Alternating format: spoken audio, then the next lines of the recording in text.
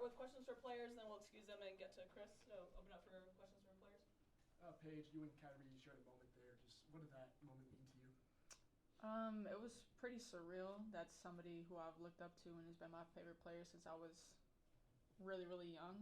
So for him to come out and support us, support women's basketball, I have his daughter there, get to meet him. He's been like a big brother figure for me, and to finally meet him in person, it was a great moment. Paige, you talked about the support for women's basketball. Obviously, a sold-out game tonight, 20,000 people in the stands. What does a game like this at an arena like this mean for the Dallas Wings and for you personally? Yeah, it just makes you excited for the future and what it can continue to look like if we keep investing in women's sports, keep letting us play in platforms like this, arenas like this. There was a great turnout, a great environment. It just makes you excited as an individual and as a team to continue to keep representing Dallas. And so, yeah, just excited for the movement. Maya, go ahead. You guys came back after being down up to 20 points early. I mean, what does that say about just this team? That we have a lot of fight, but obviously it's hard in this league to come back because every team's really good. So getting in the hole like that is tough, but we definitely showed fight, but we can't start off like that in the first. Paige, 4 of your 6 20-plus point games have come in the last 5 games. What's been behind your recent scoring surge? I think just being aggressive, looking to create my own shot, which also helps me create for others. But reading what the game needs from me on that given night, and for this team, what this team needs me to be, which is I feel like is aggressive on offense. And then my teammates doing a great job of getting me the ball, screening, coach drawing up plays for me, and giving me the opportunity to do that. Hi, Paige. That half-court, or not half-court, that halftime right before that buzzer beater shot, was that the hope? Was that the spark? Was that the momentum that you feel like you and your teammates needed to go into that second half to get those to get the lead over Indiana a couple times there? I think for the most part, a lot of our effort in the second quarter, undoing our very slow start to cut it to 13 after we were down 23. That was just huge. We wanted to get it to as close as to 10 as possible, and then I think really the spark was that third quarter defensively, us locking in and really paying attention to the details of the scout and making things as difficult as possible for them. Paige, you talked about Kyrie being your favorite player, and his game compared to yours, the dribbling, the ball handling, shiftiness, the mid-range game. How did you decide that that was the right style for you when you were developing your game? I want to be as unguardable as possible, and I feel like Kyrie's probably one of the most unguardable people to ever play the game, so that starts with scoring at all 3 levels. So adapting the mid-range game was super essential for me in my game, and also being able to get to the rim, shooting from behind the 3-point line. So I guess just looking to be a three-level scorer. Arike, this will be, you guys have a back-to-back. You obviously have another game tomorrow with no travel. You expend a lot of energy making that comeback. How do you kind of refocus, get your body right, and get ready to turn it around and play less than 24 hours later? Yeah, just recovery, what we always do after games, try to get some rest, a little bit extended rest for tomorrow, but, it's professional basketball, so we got to get locked in and ready for tomorrow. 2 questions, one for Arike and one for Paige. For Arike, for you being here your whole career, when you first started here in Dallas to be on this big stage, how much does it mean for you personally? Did you ever vision playing a big game at the Airline Center like this when you first got here, like your rookie year? I didn't really think about what to come in the future. I was just happy to be a pro, happy to play basketball. But, the growth that I've seen in these last 6 years with women's basketball in general is just growing, and it's amazing to, play in this environment, play in front of all these fans, and hopefully this continues. And for Paige, does it seem like every time you touch the court, the game's slowing down? Is that why you get more aggressive and starting to kind of look the way you did at UConn?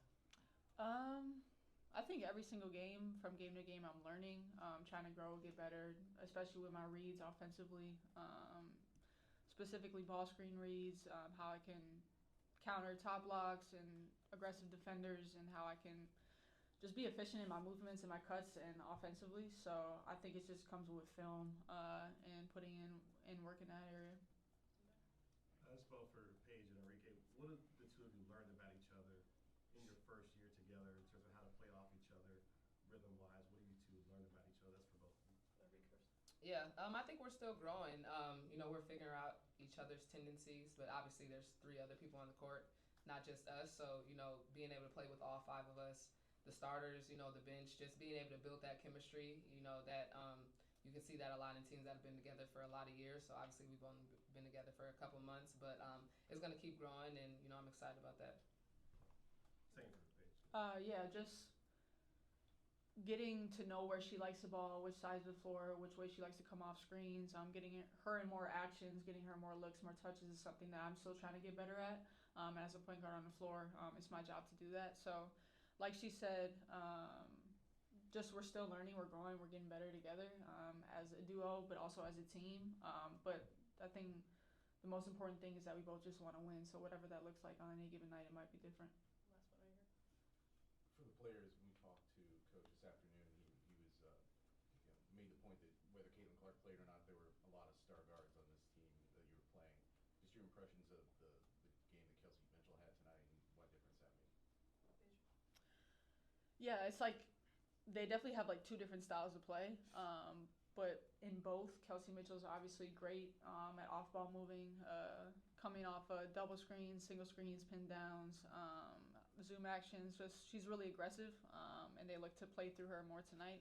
Obviously with Caitlin out, but they have great pieces up and throughout the whole roster. So. And they shot extremely well from the floor, and obviously a part of that is defensively, us trying to make things tougher for them, which I think we did a better job in the second half. But they're a complete team. Ladies, thank you. Thank you. Thanks.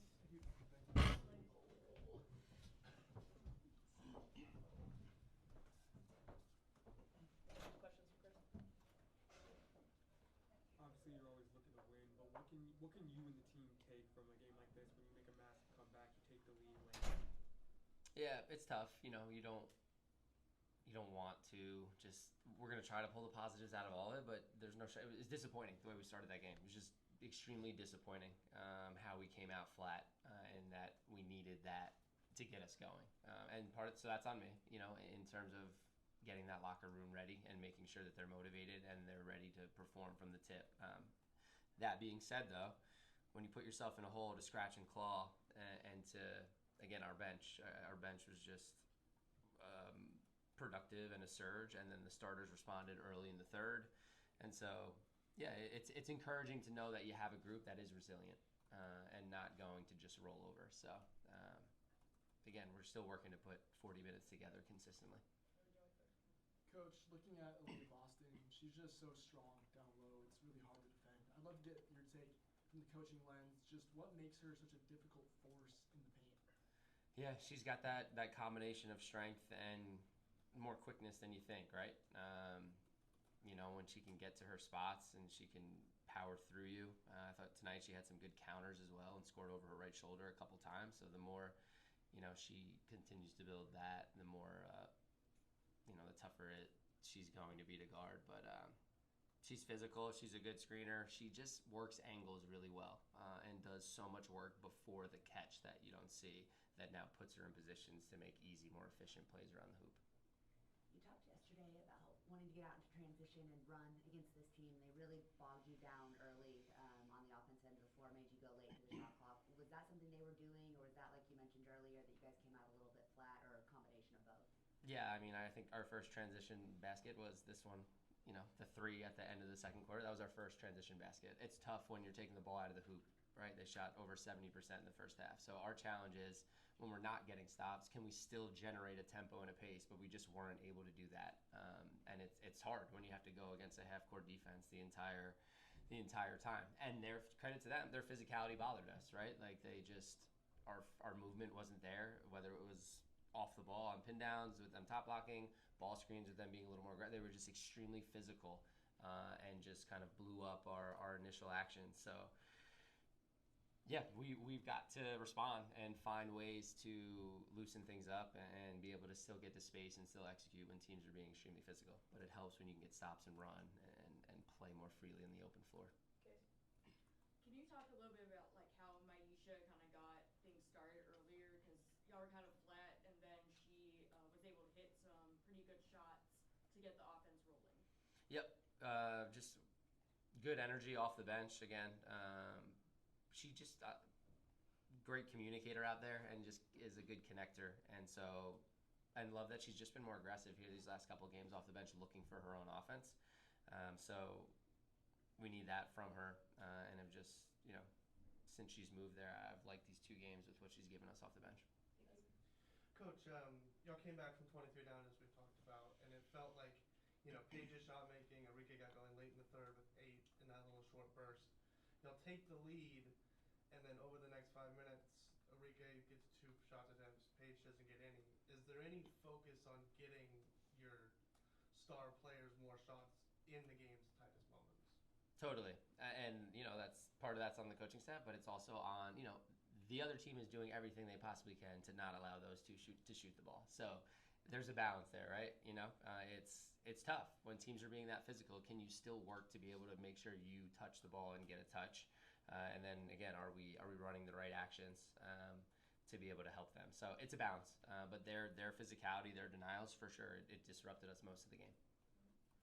Chris, my question is basically building off your last answer. What, from your point of view, what happened after Paige hit those couple of buckets, Quinn hits that bucket, everything is rolling, then the wheels kind of fall off. From your vantage point, what happened after that? Yeah, I think we fouled, and then they just put their head down and got to the rim. Ari got to the rim there. Kelsey Mitchell got to the rim.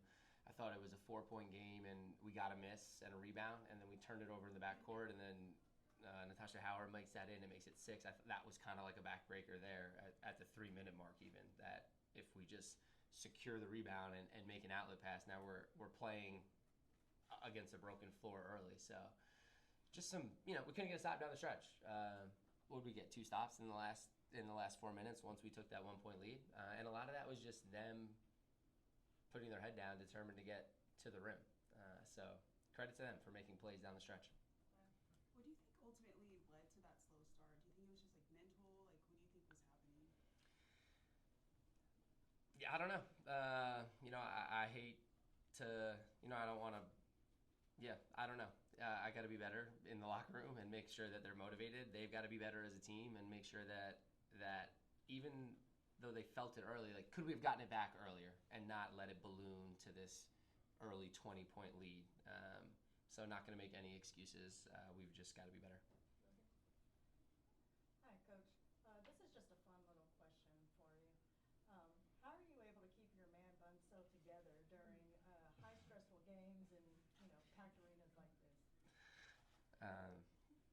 Yeah, just tie that thing tight and try not to get too animated out there. The more you move around, the looser it gets. Coach, despite the outcome of the game, it was high energy. It was a packed house. Do you think this was kind of a snapshot of things to come when the team does move to Dallas next season? I hope so. Yeah, just, again, extremely grateful for this opportunity and love that Dallas showed out. And, again, disappointed in our start, but I think they saw the resiliency and the fight to come all the way back and to take a 1-point lead. I think the game was still very much exciting. You saw star players doing their things, making shots.